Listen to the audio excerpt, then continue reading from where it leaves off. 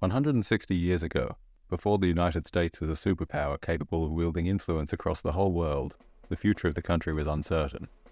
An intense dispute over what sort of a country America should be, a slave state or a land of freedom, erupted into civil war.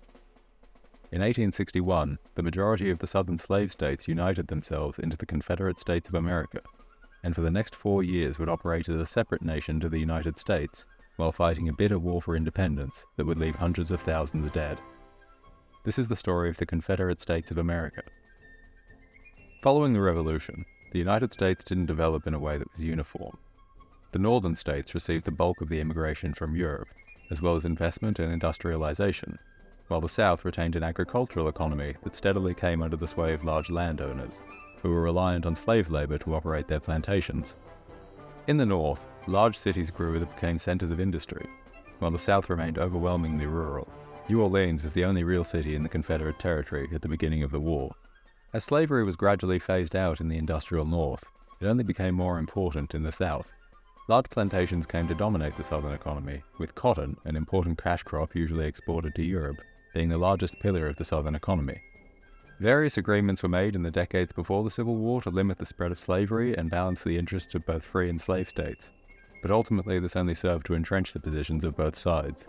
By 1860, the newly formed Republican Party achieved great success in the North on a policy of limiting slavery to the states it already existed in, while leaving the newly formed states further west free. Abraham Lincoln was able to win the 1860 U.S. election on this platform, despite most of the slave states refusing to even have him on the ballot. This election was actually quite weird, with there being 4 different major candidates, but all you really need to know is that Lincoln won. The idea of a president that was openly hostile to slavery was considered by the Southern governments as being too great a threat to their interests, and many of the states began seceding before Lincoln had even been inaugurated as president. Buchanan, the president preceding Lincoln, took no steps to prevent this, and has generally been seen by history as a weak-willed fool that let the South run over him. Though it's worth noting that whether or not it was legal to secede from the US was still under debate at the time. Lincoln decided that the answer was no when he assumed office. In response to Abraham Lincoln's victory in the election, South Carolina was the first of the southern states to secede, issuing a Declaration of Independence on the 20th of December 1860. Mississippi followed on the 9th of January, Florida on the 10th, Alabama on the 11th, Georgia on the 19th, Louisiana on the 26th, and Texas on the 1st of February, ratified by popular vote on the 21st. This made for a fairly dinky confederacy, as a few of the big hitters hadn't seceded yet. In February 1861, the 7 breakaway slave states met in Montgomery to form the Confederate States of America, believing they would have a better chance to resist the US if they formed a union of their own, rather than fight as independent republics. Here they swore in Jefferson Davis to the presidency and wrote the Constitution. The Confederate Constitution was very similar to that of the United States, though there were significant differences that largely centered around the protection of slavery as an institution. It bound the Congress and state governments to recognize and protect the institutions of Negro slavery, as well as prohibiting the government from ever changing the laws around slavery. Votes were also explicitly confined to white men, barring any future political participation from freed slaves. The Confederate government was made up of a president and vice president who wielded executive power. The president was limited to a single term of 6 years in office, and there would only be one president in the entire history of the Confederacy. Jefferson Davis would serve in the position from the country's founding until its dissolution 4 years later. Alexander Stephens was the vice president for the same period, and was basically a very unpleasant man. The legislative branch was made up of a House of Representatives and a Senate, which operated on basically the same rules as the US versions, except that only white population counted towards the representative count. The states retained their borders and self-governance, much as they had in the United States. The most important action of the early Confederate government was seizing federal forts in Confederate territory. You see, the Union military stations that had been built in the South were still filled with Loyalist troops. Jefferson Davis took command of the state militias of the Confederacy and ordered the soldiers out of most of these forts, but several, including Fort Sumter, refused to surrender. From here, a tense standoff began that lasted for months. Both the Confederacy and the Union needed time to build up their strength, and it was still unclear whether the secession would be peaceful or the South would have to fight. On the 12th of April, Confederate forces finally tried to expel the American garrison from Fort Sumter and began a bombardment. In the North, Lincoln realized that the South would never return peacefully, and so issued an order for 75,000 volunteers to suppress the rebellion. Outraged by Lincoln's call to arms, Virginia, North Carolina, Tennessee, and Arkansas all joined the Confederacy themselves. This makes the Confederacy's borders much bigger and scarier and brings it to its recognizable shape. Missouri and Kentucky were also in an odd situation, and I'll talk about it later. Following this, the capital of the Confederacy was moved to Richmond in Virginia, and the stage was now set for the following 4 years of the Confederacy. It's difficult to gauge the actual popular support for secession among the Southerners. The state governments were dominated by one very specific class, that being wealthy slave owners, with virtually no representation for anyone not part of this group. And it was often the decision of the state governments to secede rather than through a state referendum. As such, saying the secession was popular is a tad misleading. Popular among the political class, certainly. Anything other than that, and it gets fuzzier. The election of 1860, which probably provides the best metric we're going to get for measuring secessionist support, was a lot narrower in the South than one might think. Georgia, Florida, Alabama, Mississippi, and Louisiana collectively voted 43% for Unionist candidates during the election, while Virginia, Arkansas, Tennessee, and North Carolina had all voted a majority for Unionist candidates. South Carolina, nobody knows because it didn't hold presidential elections until later on. So basically, political participation was extremely limited, and even among that group, support was deeply split. Once the secession had actually occurred, though, it became a much easier prospect for most people to support the Confederacy. After all, whether they had wanted it or not, they were now Confederates, and the Confederacy was under attack. The secession also led to a few situations that were quite strange. John Tyler, the former President of the United States that had taken over after William Henry Harrison died, was a Southerner, and he was also a slave owner.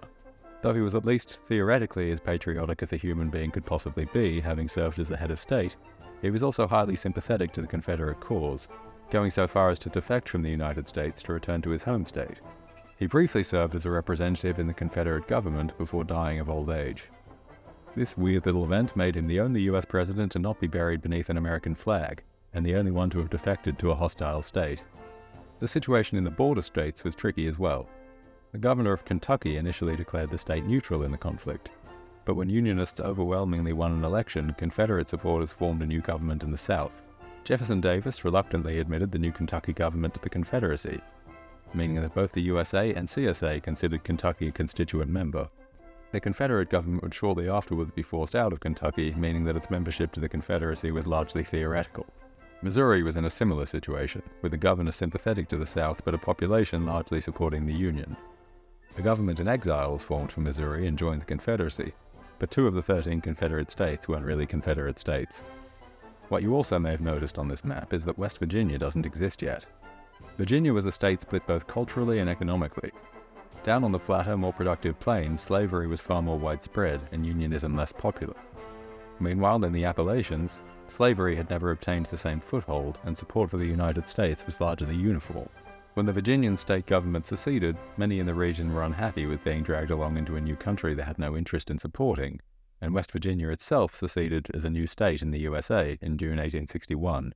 Confederates naturally didn't recognize the secession, and so Confederate maps don't show West Virginia as existing, meaning the CSA claimed 2 states in the US it didn't control and denied the existence of one other.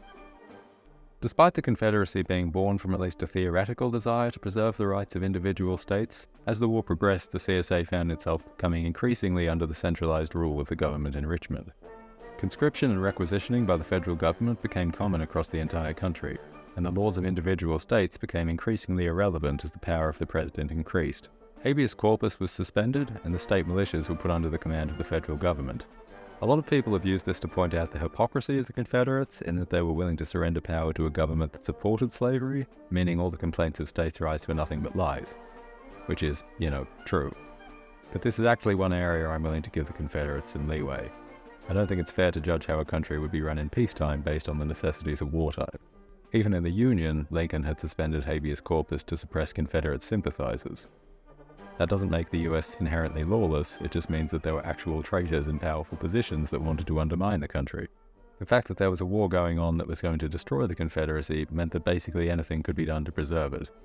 It's very difficult to say how it would have operated when not in immediate danger of destruction, which frankly is the more valuable metric. That being said, there were some completely ridiculous innovations, like the internal passport system, which was the system of restricting movement that sprung out of almost nowhere.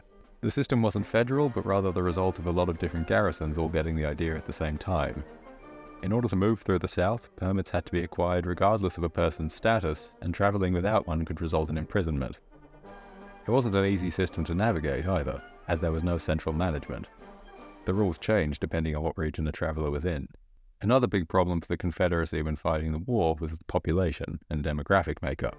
Of the 9 million people of the Confederacy, only 1.5 million were white, free men of military age. 3 million people in the South were enslaved and had to be guarded constantly. The United States had 10 times the manufacturing power and a population of more than 22 million. In 1862, the Davis government adopted the first conscription act in American history in an attempt to even the number of soldiers in the field. By the end of the war, around 3/4 of white men between 15 and 55 had been involved in some way with the Confederate military through these conscription policies.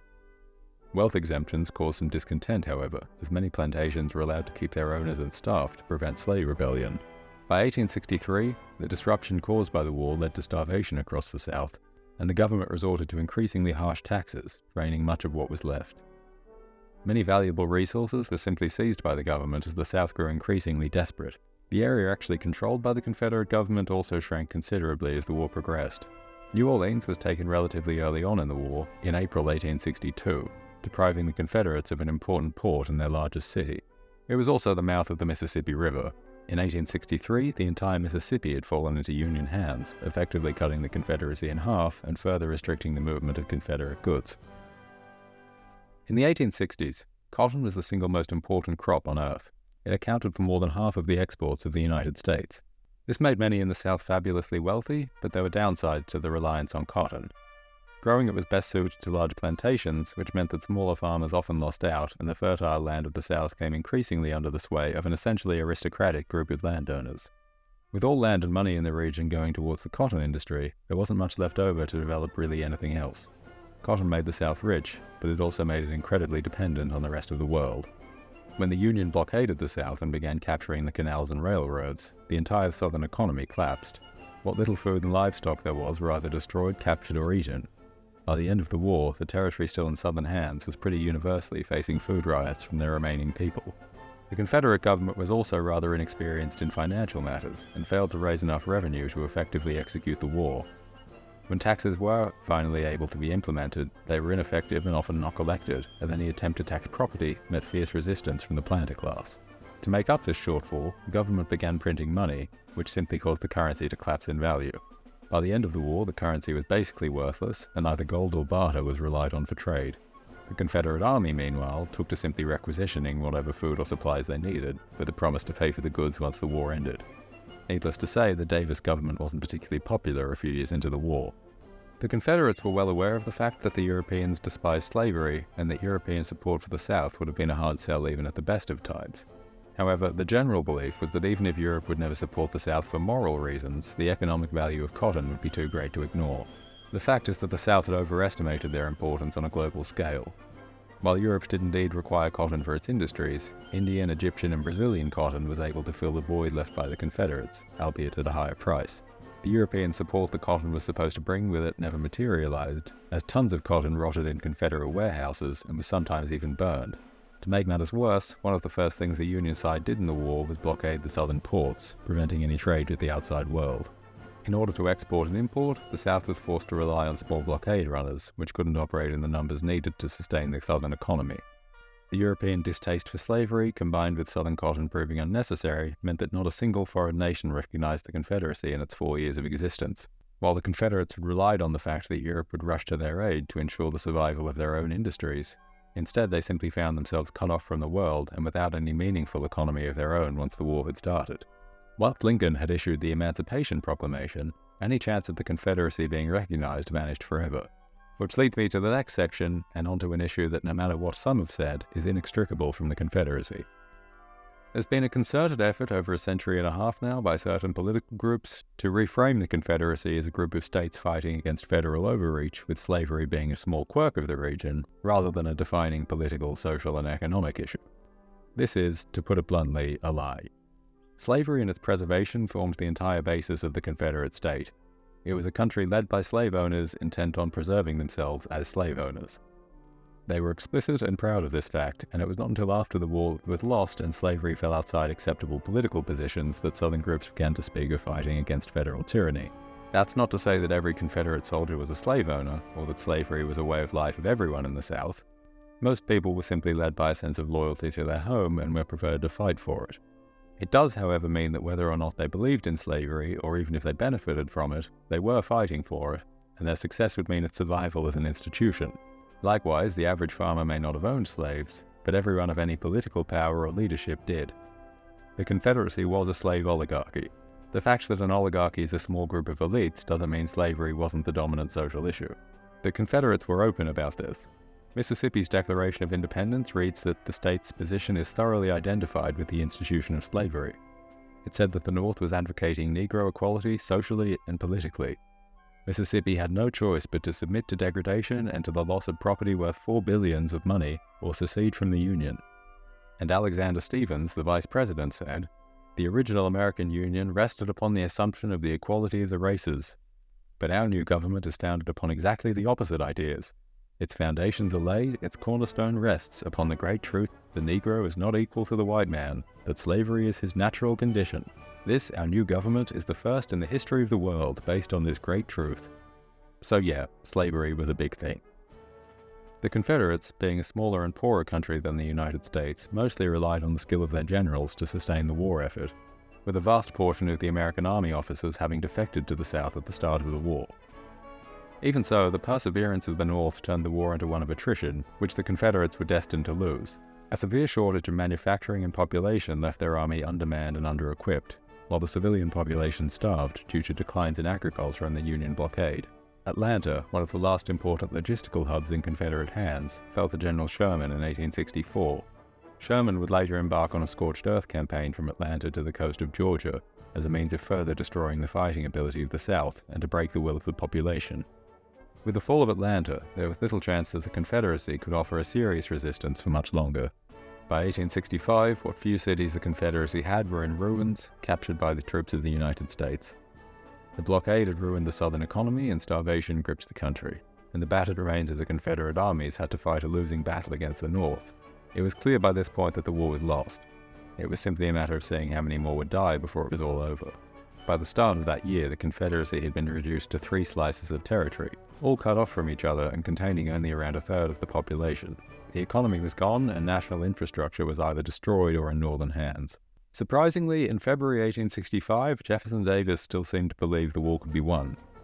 He agreed to send a peace delegation to meet with Lincoln, but only on the condition that Southern independence be recognized. Lincoln naturally refused this, and Richmond itself was captured in April. General Lee, commander of the last significant Confederate forces, would surrender at Appomattox Courthouse on the 9th of that same month.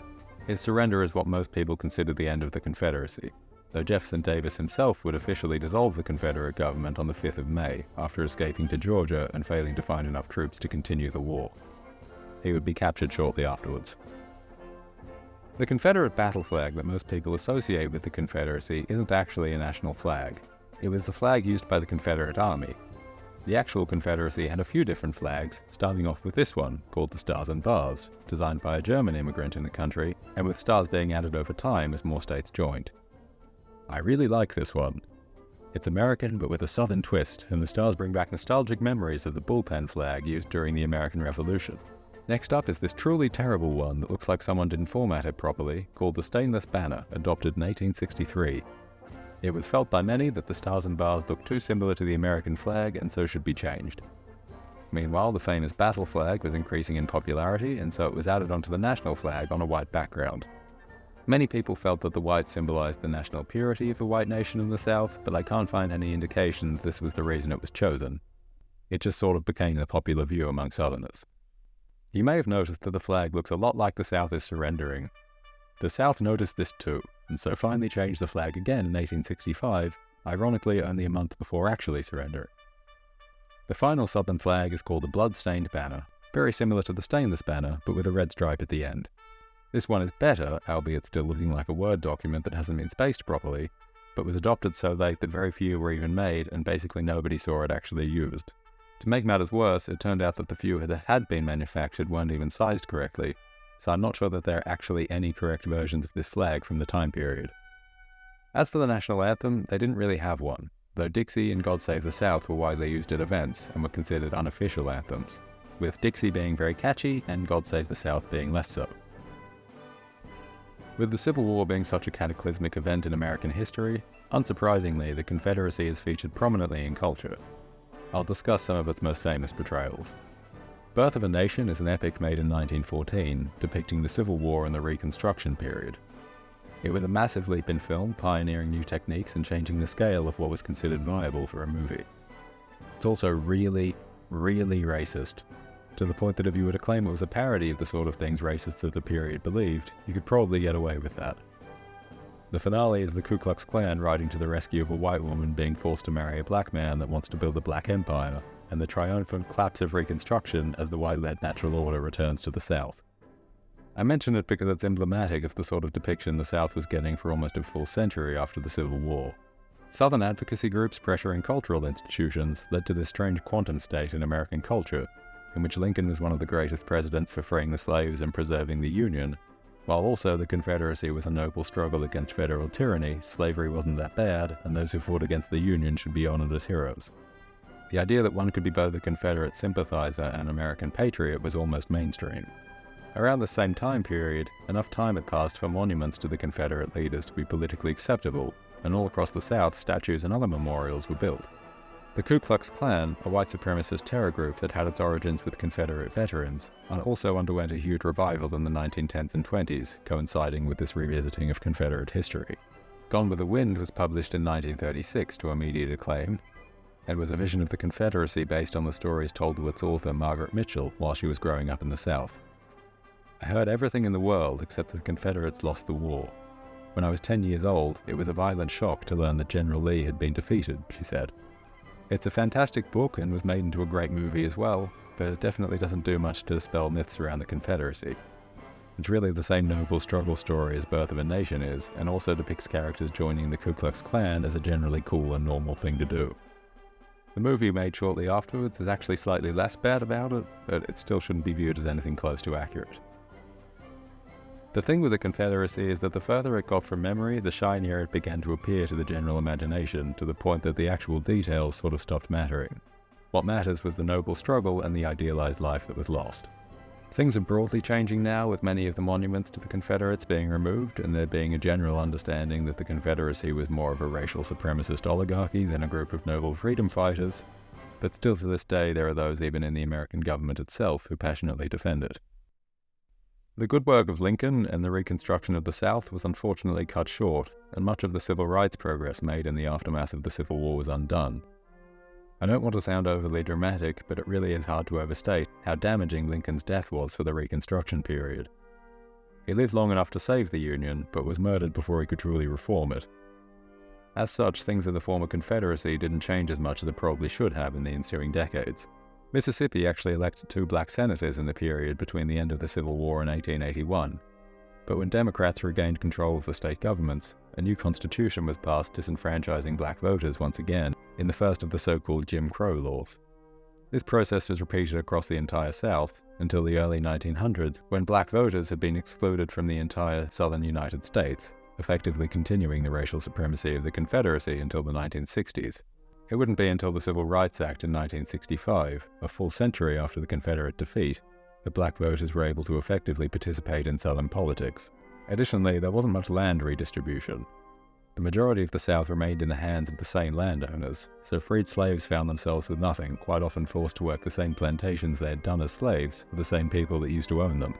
Woodrow Wilson, a man I have previously discussed on this channel, was born in Virginia in 1856. As such, his earliest memories weren't of the United States, but the Confederacy. His father had been a Presbyterian minister who had defended slavery as just, and he grew up during the Reconstruction period, when opinions towards the United States were complicated.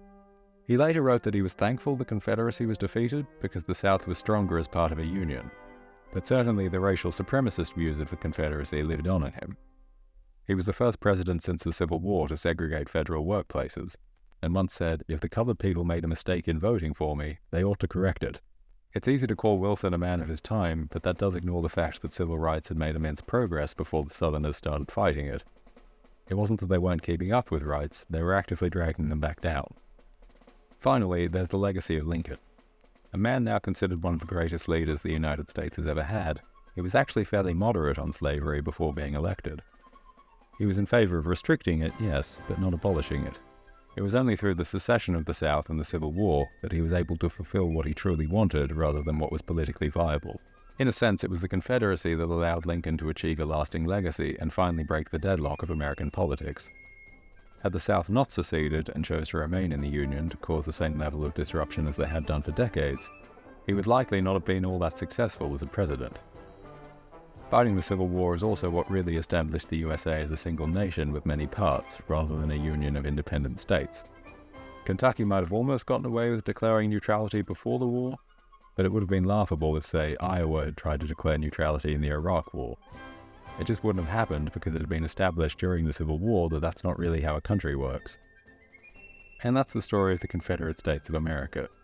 A short-lived attempt to create an independent South, it seemingly came close to succeeding a few times through its military leadership, but was ultimately destroyed by its own structure and reliance on slave labor. Nevertheless, the Confederacy remains a defining moment in American history, and is considered by many historians to be the period in which America stopped being a disparate collection of states and instead truly became a nation.